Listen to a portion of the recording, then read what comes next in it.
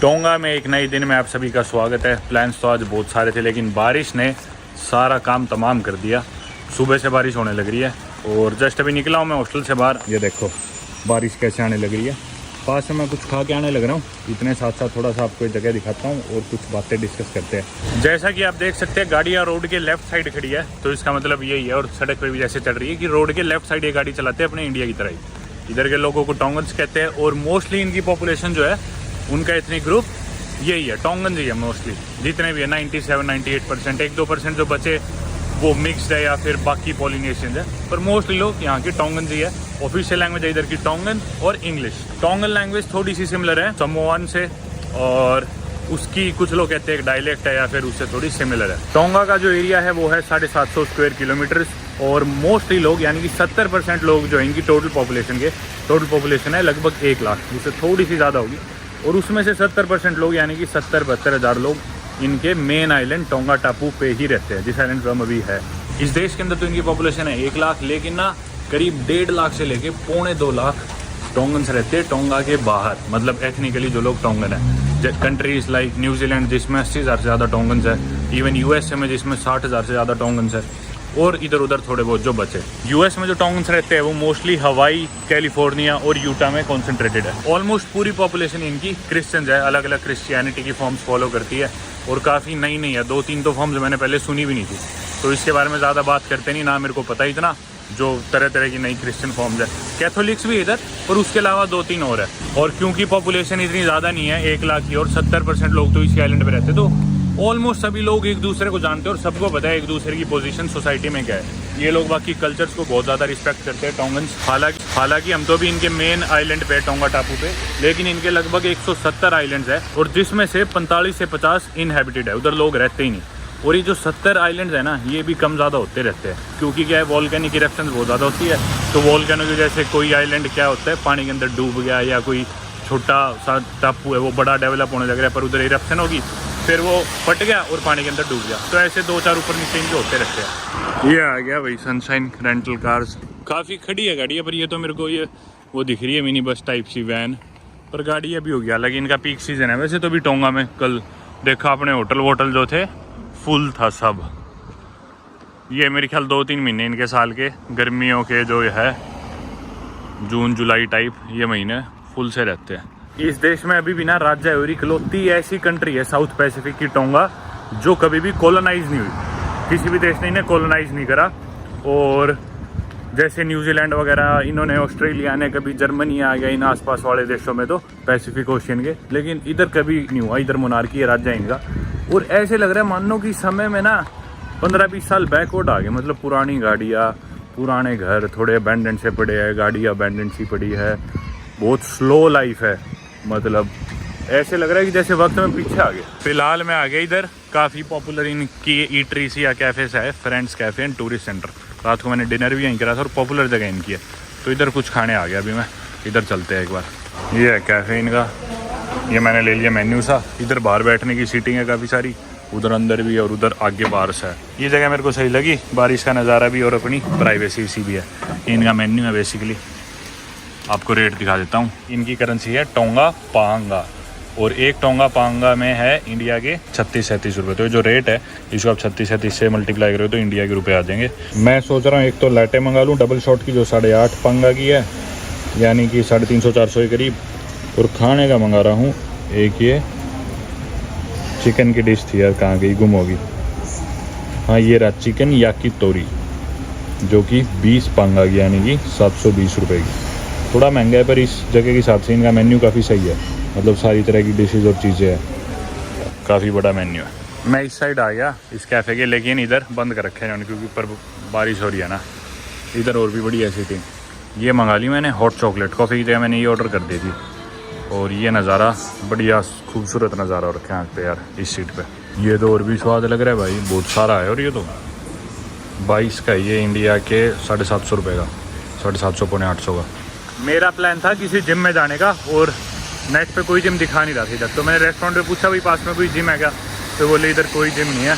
तो क्योंकि हम टोंगा के लोगों के बारे में बात करते हैं तो अब ज़रा इनकी सोसाइटी के बारे में बात कर लेते हैं। दरअसल इनकी सोसाइटी एक मैट्रियार्कल सोसाइटी है, यानी कि औरतें जो है वो लीडर होती है घरों में और ज़्यादा डिसीजन औरतें लेती है परिवारों में, औरतों की ज़्यादा चलती है, जबकि मोस्टली कंट्रीज इंक्लूडिंग इंडिया में पेट्रियार्कल सोसाइटीज होती है। भाई बहनों की बात करें या सिबलिंग्स की बात करें तो जो सबसे बड़ी लड़की होती है ना भाई बहनों में, वो सारे भाई बहनों की लीडर होती है, चाहे वो अपने भाई से छोटी ही क्यों ना हो। मतलब मान लो कि किसी घर में 5-6 भाई बहन है, तो जो लड़कियों में सबसे बड़ी एज वाली लड़की होगी ना, वो सारे उन भाई बहनों की लीडर होगी, चाहे उसका कोई बड़ा भाई भी। और लड़कों की ये ड्यूटी होती है, ऑब्लिगेटेड होती है कि भी पूरी उम्र अपनी बहनों का ख्याल रखे और उन्हें प्रोवाइड करे और उनका ध्यान रखे। अपने इंडिया में भी ये चीज़ होती है इधर, लेकिन पेट्रियार्कल की जगह मैट्रियार्कल है, चलती भी औरतों की। अपने इंडिया में आदमी की चलेगी, लेकिन जैसे अपने नॉर्थ इंडिया में या जाटों में, जिस सोसाइटी में मैं रहा हूँ, हमारे भी यही कल्चर है कि भी लड़कियों को हमेशा देना है, लड़कियों का हमेशा ख्याल रखना है पूरी उम्र। और जो शादी होती है तो जो न्यूली मैरिड कपल्स है वो भी ब्राइड के घर के पास रहते हैं। जैसे अपने जो ससुराल जाती है लड़की, यहाँ पे या तो मायके रहेंगे या मायके के आसपास रहेंगे, यूँ नहीं है कि भी ससुराल के आसपास रहना है। तो लड़की के परिवार के पास रहते हैं आदमी और उसकी वाइफ और बच्चे जो भी। अब अगर परिवारों की बात करें तो यहाँ पे परिवार में चलती है सबसे ज़्यादा पैटर्नल आंट की, यानी कि बुआ की। जो बुआ होती है ना, वो बेसिकली फैमिली लीडर होती है, सारे बच्चों के नामकरण और फैमिली अफेयर्स में और बाकी जितने भी डिसीजन मेकिंग है फैमिली से रिलेटेड वो करती हैं यहाँ पे बुआ, जिसे बोलते हैं फाहूक। तो काफ़ी चीज़ें सिमिलर है अपने इंडियन सोसाइटीज़, लेकिन चलती घरों में औरतों की ज़्यादा है। यहाँ पे मैट्रियार्कल है, घर के बाहर बेशक आदमियों की ज़्यादा चलती है, लेकिन घर के अंदर जितने भी डिसीजन मेकिंग है ना वो औरतें ही करती है। और बड़े परिवार के लीडर जैसे अपने जो जॉइंट फैमिलीज होती है उसमें दादा की ज़्यादा चलती है, दादा के बाद जो ताऊ होगा बड़ा उसकी चलेगी, लेकिन यहाँ पे बुआ की चलती है। बाकी पॉलिनेशियन कंट्रीज की तरह ही टोंगा में भी टैटूज की बहुत ज़्यादा सिग्निफिकेंस है। यूजुअली सोसाइटी में जो हाई रैंकिंग लोग होते हैं वो टैटूज को रखते हैं, पर वैसे भी आप देखोगे आजकल काफ़ी ट्रेंड आ गया टैटूज का, तो आम लोग भी, जवान लड़के खासकर और लड़कियां भी टैटूज काफ़ी बनवाते हैं। और ये जो टैटूज होते हैं इनके ऊपर, ये यूजुअली दर्शाते हैं उनकी ब्लड लाइन या फिर उनका ट्राइब या सोसाइटी में उनकी पोजीशन या फिर उनकी कोई लाइफ अचीवमेंट। इनफैक्ट पूरी दुनिया की जो सबसे पुरानी टैटूइंग किट मिली थी ना, वो भी टोंगा से ही मिली थी, आज से 3000 साल पहले। इन्होंने ना सड़क के ऊपर ये लगा रखा है कि get to know your bank notes.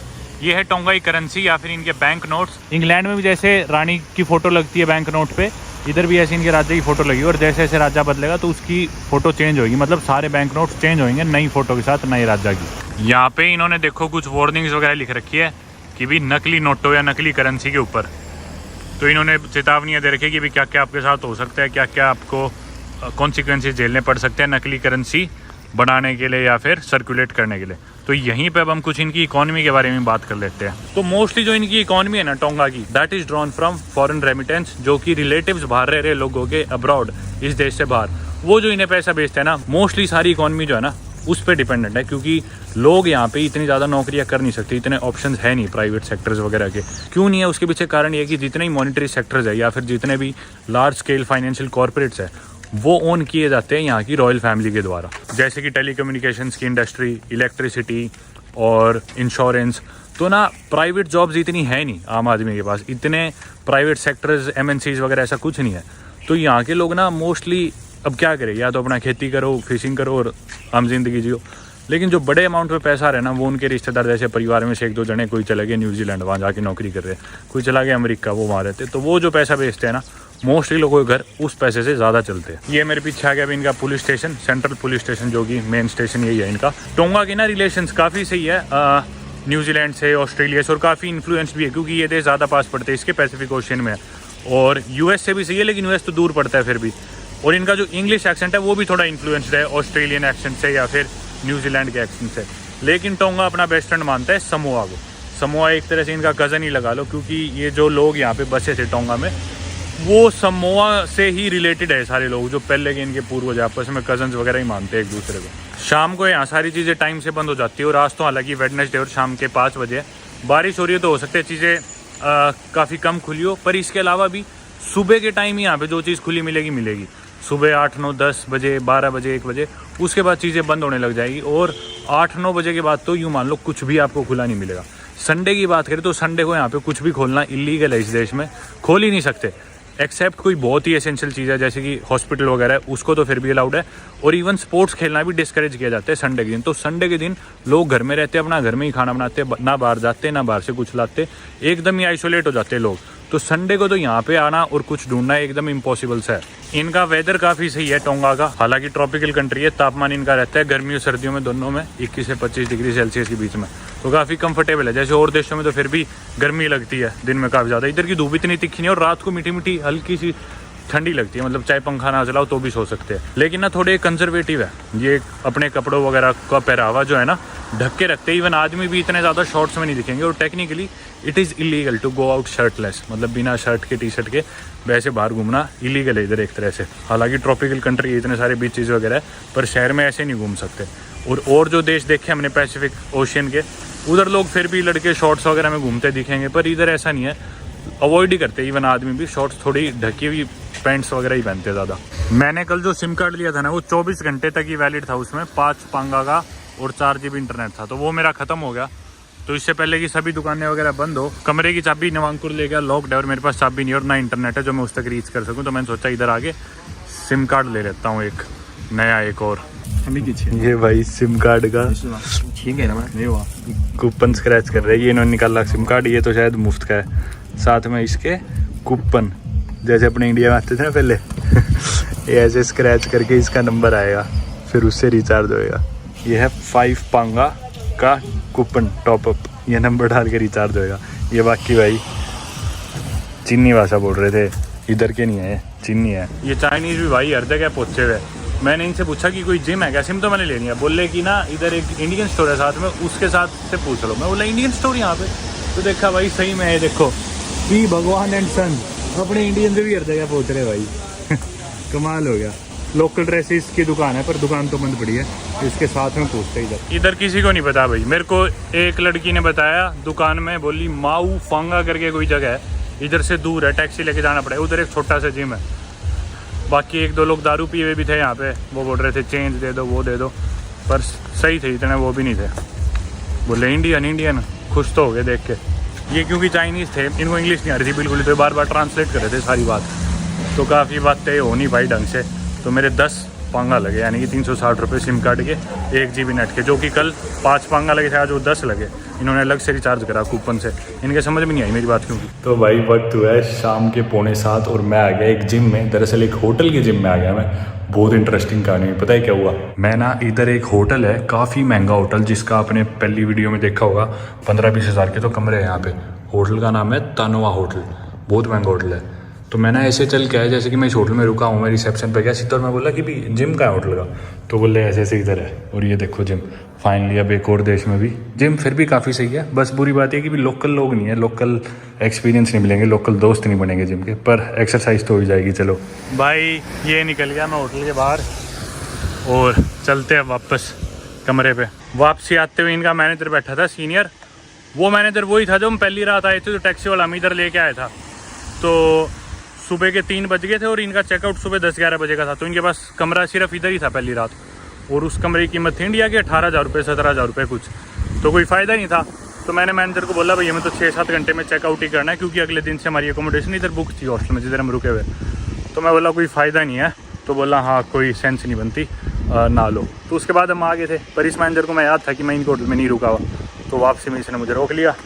बोला एक्सक्यूज़ मी सर, मैं निकल ही रहा था गेट से। बोला कि आपने जिम यूज़ करा था? मैं बोला हाँ भाई करा था। तो मैनेजर बोला कि भी जो जिम है वो इन हाउस गेस्ट्स के लिए है सिर्फ, और ऐसे वैसे। मैं बोला भाई मैंने तो रिसेप्शन पूछा था कि भी जिम किधर है, तो आप लोग तब पूछ सकते थे, तब और लड़कियाँ थी, उन्होंने पूछा नहीं मेरे से, उन्हें लगा मैं यहीं रहता हूँ, उन्होंने बता दिया उधर है जिम, चले जाओ सर। तो मैं बोला भाई मैंने तो बताया था रिसेप्शन पे, वो पूछ लेती, मुझे क्या पता कि भी नहीं है गेस्ट आउटसाइडर्स के लिए। वो बोला जस्ट इन्फॉर्मिंग यू, ये वो। मैं जिम यूज़ करा होगा क्या, वो कर दिया, पैसे बताओ पैसे देने हैं तो। बोला नहीं सर बस मैं इन्फॉर्म कर रहा था। मैं बोला कल मेरी फ़्लाइट है, कोई नहीं, एक बार करना था मेरे को, कर लिया मैंने। बोला कोई नहीं चलो थैंक यू सर। ये आ गया अपना कैफ़े, फ्रेंड्स कैफ़े। चलते चलते एक बनाना शेक पी लेते हैं इस पर। एक तो मैंने मंगा लिया है, ये पता नहीं कोकोनट का कुछ है, पेस्ट्री सी, और साथ में मैंने एक मंगा लिया बनाना शेक। आने लग रहा है अभी वो। दोस्तों स्वागत है एक नए दिन में। आज भी बारिश ने काम ख़राब कर रखा है और आज आखिरी दिन है हमारा टोंगा कंट्री में, और आज फ़्लाइट लेके जाएंगे फिजी। तो जाने से पहले एक बार फिर थोड़ा सा कोशिश करते हैं एक्सप्लोर करने की, बारिश में जो कुछ देख पाते थोड़ा बहुत। ये मार्केट कल जो बंद थी शाम को 5 बजे, सामने आज मेरे को खुली दिख रही है, इस मार्केट में चलते हैं। बाकी इधर के खाने की बात करें ना तो ये मोस्टली सी फूड खाते हैं या फिर ग्राउंड वेजिटेबल्स खाते हैं। इसके अलावा कावा इनकी ट्रेडिशनल ड्रिंक है, वनुआतू में जो थी, फिजी में भी थी, वही पीते हैं अभी। मेरे को तो पसंद नहीं आई बिल्कुल भी। वनुआतू में ट्राई करी थी मैंने कावा, और इधर जैसे उसे पीते हैं कोकोनट के कप में, जो नारियल होता है उसका जो कवर होता है उसका कप बना के। और इधर ना एक पोटाई ड्रिंक होती है, वो भी बड़ी पॉपुलर है, वो बेसिकली क्या होता है, वाटरमेलन या तरबूज की ड्रिंक होती है। ये मार्केट आ गई भाई, बारिश हो रही है और ये मार्केट सही है, ढकी हुई भी है। तो इधर चलते हैं। ये सब क्या है, इधर तो जूते कपड़े बैग वगैरह छाते वगैरह मिल रहे हैं, स्कार्फ, बच्चों के खिलौने हैं भाई इधर तो। और इधर भी जूते वगैरह, घर का सामान, टॉयलेटरीज वगैरह, और ये शैम्पू, कंडीशनर, साबुन, क्रीम, ये सारी चीज़ों की मार्केट है भाई। ये इनकी चप्पल है, यूजुअली सारे लोग ऐसी चप्पल पहन के घूमते हैं। ये इनकी इंडोर सब्जी मंडी सी है, पत्ता गोभी, खीरे, तरबूज वगैरह, केले, ये सारी चीज़। आलू का रेट है यहाँ पे, नहीं आलू नहीं है तो मूंगफली है, 3 पांगा यानी कि हाय 108 रुपए की। ये ना नेकलेस है, इधर टोंगा में लोग ना गले में डालते हैं इसे। देखो कितने सारे फूल से बने हुए, ऐसे गले में डाल के आपको लोग दिखेंगे नेकलेस सा पहने हुए। ये चीज़ ना मैंने पैसिफिक में नोटिस करी है। वैसे लड़के भी लड़कियाँ भी गले में फूलों का नेकलेस डाल के घूमते हैं, या सिर पे माथे पे बांध लेंगे इधर खूब सारे फूल, या कान के ऊपर टांग लेंगे। इधर पता नहीं क्या रिवाज है इन चीज़ों का। तो मार्केट में वो नेकलेस भी मिल रहे थे, तरह तरह की सब्जी वगैरह और छोटी मोटी घर की चीज़ें मिल रही थी। कुछ ऐसा बहुत स्पेशल तो नहीं लगा मेरे को, पर सही थी। मेरे ना बाल बहुत ज़्यादा अजीब से हो रहे हैं, तो मेरे को बाल भी कटवाने हैं। वैसे तो देखते हैं अभी फ्लाइट में कितनी देर, हालांकि जाम रुके है ना, हमारे हॉस्टल के नीचे ही है नाई की दुकान। नवांकुर बैठा मिल गया ये मेरे को इधर। मैं खाना खाना आया तो ऑलरेडी इसने तो मंगा रखा था। अपन देख लेते हैं मेन्यू इसका, आपको मैंने कल दिखाया था यार। ये जगह मेरे को बेस्ट लगती है, मतलब नज़ारा भी, और इधर इनका मेन्यू भी बड़ा है। तो हम जाने लग रहे थे ना, तो रास्ते में आई एक दुकान, पी भगवानी, मैंने आपको कल भी दिखाई थी। कल ये थी बंद, ये एक इंडियन की दुकान थी।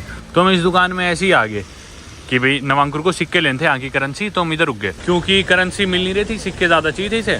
तो ये कलेक्ट करते हैं, मैं भी करता हूँ, मेरे को भी चाहिए थे, तो मैं इधर ले आई इसे। मैं सोचा इंडियन भाई है, मदद तो करेंगे। तो ये ना गुजरात से आए हुए हैं, आज से 22 साल पहले आए थे, 2001 हो गया ना, और तब से यहीं रह रहे। इनकी वाइफ यहाँ की थी। हमने पूछा और इंडियन भी आ गया, बोले कि नहीं 2 जने हो रहे हैं, एक तो दोनों नवसारी से, गुजरात में जगह नवसारी उधर से, और बोले बस हम 3-4 लोग ही इंडिया के यहाँ पे आए। और लास्ट टाइम में 2017 में इंडिया गए थे। मतलब वैसे देखो यार, इस कोने में भी इंडियन मिल गए।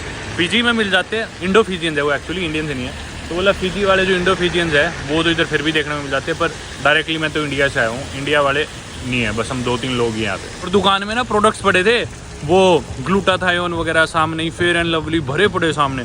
तो यहाँ पे के लोगों की बहुत डिमांड है इसका। मतलब ये चीज़ हर जगह ही है भाई, गोरा सबको होना है, जितने भी काले लोग हैं, ब्राउन लोग हैं, सबको गोरा होना। इतने सारे प्रोडक्ट्स थे गोरा होने के।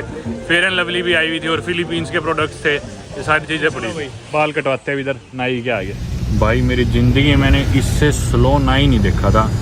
1-1.25 घंटा लगा दिया, और मशीन लेके साइडों में और पीछे ही लगा हुआ है। और बीच में उठ के आए क्योंकि फ़्लाइट में सो जाती। फ़्लाइट का टाइम था 4:45 और अभी 3:20 हो चुके हैं। फ़्लाइट में 1 घंटा 25 मिनट है, और चेक इन काउंटर हो जाएगा 25 मिनट बाद। और यहाँ से एयरपोर्ट का रास्ता दिखा रहे 26 मिनट। तो फ्लाइट मिस हो सकती है, पूरी पूरी उम्मीद है। भाई उस नाई ने ना, दाढ़ी तो मेरे को कटवानी थी, मैं बोला बस साइडों से थोड़े छोटे कर दे और ये बीच वाले ठीक कर दे। ये तो हुए ही नहीं थे, साइड से भी पूरे नहीं हुए थे। उठ के आना पड़ा, 1.5 घंटा मशीन लेके सिर्फ यूँ करने लग रहे, 1.5 घंटा। दिमाग ख़राब हो गया भाई। और बीच में उठ के आना पड़ा, एकदम से भाग के आए। अब देखो फ्लाइट पकड़ पाते हैं नहीं पकड़ पाते। बाकी इधर ना ब्लो होल्स भी है, मापुआ वाया करके जगह है एक, टोंगा में ही, टोंगा टापू आइलैंड पे ही। ब्लो होल्स क्या होते हैं, दरअसल ना समुद्र का पानी आता है स्पीड से, जब वो शोर से बीच से टकराते हैं ना, तो उसमें ना छोटे छोटे गड्ढे से फॉर्म हो गए शोर पे, पत्थरों में छोटी पतली सी केव लगा लो, तो पानी ना नीचे जाता है और बड़ी प्रेशर के साथ ऊपर आता है, और वो एक फाउंटेन सा बनता है, उसका एक फुवारा सा छूटता है और पानी लगभग 30 मीटर ऊपर तक भी जा सकता है। तो वो यहाँ के ब्लो होल्स काफ़ी पॉपुलर है। हालांकि समोआ में भी ऐसे, इधर के भी पॉपुलर है, लेकिन टोंगा के तो उधर हम जा नहीं पाए क्योंकि बारिश थी, सारा टाइम बारिश ने काम ख़राब कर दिया और ज़्यादा कुछ देख भी नहीं पाई इस वजह से। बाकी यहाँ पे बीचेस भी है, of course tropical country island nation है तो बीच तो आएंगे, लेकिन यहाँ पे बीच पे भी थोड़ा ध्यान रखना पड़ता है क्योंकि ना रिप टाइड्स या रिप करंट्स फॉर्म होते हैं। तो हमेशा किसी लोकल से पूछ लो इधर किसी बीच पे जाने से पहले, क्योंकि वो रिप करंट में आप एक बार बह गए ना तो वो समुद्र के अंदर जाते जाओगे और काफ़ी लोग पैनिक करके डूब भी जाते हैं इसमें। इसके अलावा शार्प कोरल रीफ्स भी है समुद्र के अंदर बीच के पास, तो पैर वगैरह पे चोट लगने का भी काफ़ी डर रहता है। तो ध्यान रखो हमेशा ना, लोकल से पूछ के ही जाना टोंगा में कभी किसी बीच पे जाओ तो। भाई इन अंकल जी ने गाड़ी बजा रखी है फुल, हमारी फ़्लाइट छूटने वाली है और फ्लाइट लैंड होगी और मेरे ख्याल सबका चेक इन हो गया होगा। देखते हैं भाई पहुंच पाते हैं नहीं पहुंच पाते। बिल्कुल अगर 1 घंटे पहले काउंटर बंद एग्जैक्ट कर देंगे तो शायद हमें काउंटर बंद ही मिले। 1 आधी मिनट ऊपर नीचे होगी तो बच सकते हैं।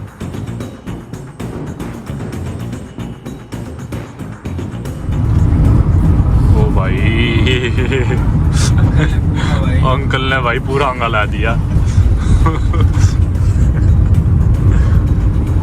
ओ भाई कट मारता चल रहा अंकल पे। एयरपोर्ट दिखने लग गया भाई, यहाँ पे नज़दीक तो आ गया। बाद ओके ये बोलिए ना, साइज ओके।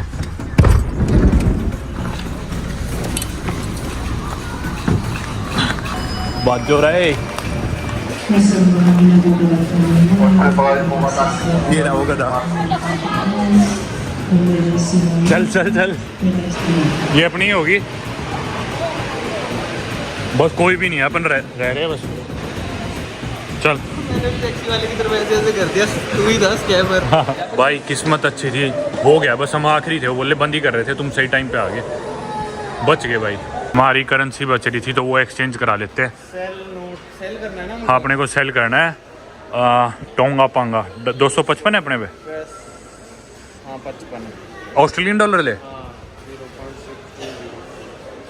158 लेंगे। आजा जो भी मिल रहा है वो। भाई हमें मिल गए 155 ऑस्ट्रेलियन डॉलर, और ऑस्ट्रेलिया वालों का 1-2 डॉलर के नोट नहीं होते, तो हमने US डॉलर ले लिए। 2 डॉलर बच गए थे क्योंकि मेरे को लगा पड़ गया। चलो अब जल्दी से चेक इन, वो सिक्योरिटी पे चलते हैं। हो गया भाई immigration, security checking, check in वगैरह सब कुछ। अब आगे डिपार्चर गेट पे बच गए भाई, टाइमली हो गया, सब सारी चीज़ें खाली थी तो हो गया। बोर्डिंग स्टार्ट हो गई हमारी फ्लाइट की। लोग इतने सारे अंग्रेज दिख गए, देश में कोई भी नहीं दिखा। ये सारे पता नहीं कहाँ रुके हुए थे, कोई दिखा ही नहीं पहले तो। भाई फ्लाइट का इंतजार कर रहे हैं। और एक चीज़ मैं बताना भूल गया था वीडियो में, इतने फैक्ट्स बताई थी तो एक और चीज़ डिस्कस कर लेते हैं। स्पोर्ट्स के बारे में हमने इतना डिस्कस नहीं करा। इनका वैसे नेशनल स्पोर्ट्स तो है रग्बी, लेकिन बहुत सारे और पॉपुलर स्पोर्ट्स हैं यहाँ पे, जैसे कि judo, weight lifting, even sumo wrestling, और ना कुछ लोग यहाँ के WWE में भी गए हैं। और काफ़ी लोग अमेरिकन रूल्स वाला फुटबॉल और जो NFL अमेरिकन फुटबॉल है उसमें भी ड्राफ्ट होते हैं टोंगा से, क्योंकि रग्बी खेलते थोड़े सिमिलर से गेम है वो। और ना रग्बी यहाँ पे बहुत पॉपुलर है, जगह जगह रग्बी फील्ड्स दिखेंगी, और मतलब हर आदमी रग्बी में इंटरेस्ट रखता है। लेकिन ऐसा क्यों है, इनकी हिस्ट्री से रिलेटेड है। तो ये ना पहले खेलते थे कासी वाकी, जो कि होता है अंडर वाटर रग्बी। मतलब इनके जो एंसेस्टर्स वगैरह थे वो पानी के नीचे ना पत्थर होता था, पत्थर को ट्रांसपोर्ट करके गोल करना होता था, एक भारी सा पत्थर होता था, तो कासी वाकी खेला करते अंडर वाटर, जिसमें काफ़ी कंटेस्टेंट्स या फिर जो पार्टिसिपेंट्स होते थे वो डूब भी जाते थे, मर भी जाते थे। तो इनके कल्चर का ही पार्ट है रग्बी। और हालांकि छोटा सा देश है, लेकिन इनकी रैंक 2021 तक 3rd रैंक थी ये वर्ल्ड में। अभी मेरे ख्याल 4th या 5th है रग्बी की जो इंटरनेशनल रैंकिंग है उसमें।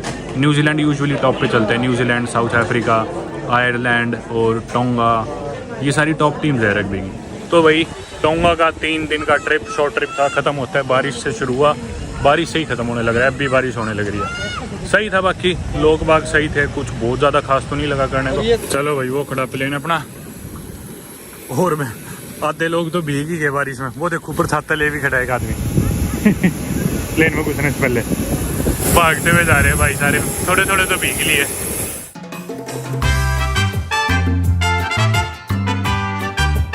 पूरे प्लेन में कीचड़ हो रहा है फ्लोर भी गिल्ला हो गया।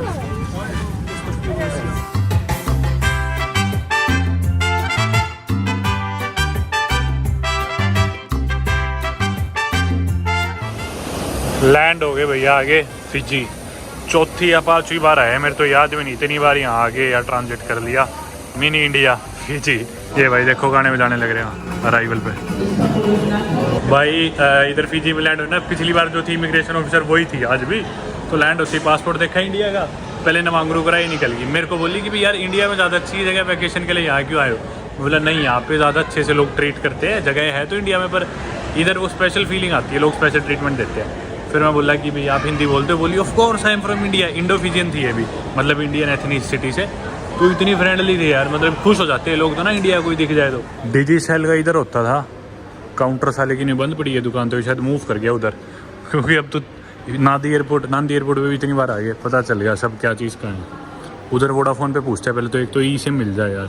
भाई जब किस्मत ख़राब होना तो सब कुछ ही उल्टा होता है दरअसल ना मेरे फ़ोन में फिजिकल सिम नहीं डलता। मेरा जो फ़ोन है वो सिर्फ ई सिम सपोर्ट करता है, आईफोन 14 प्रो। मैंने यूएस से लिया था, यूएस मॉडल में ई सिम नहीं आता।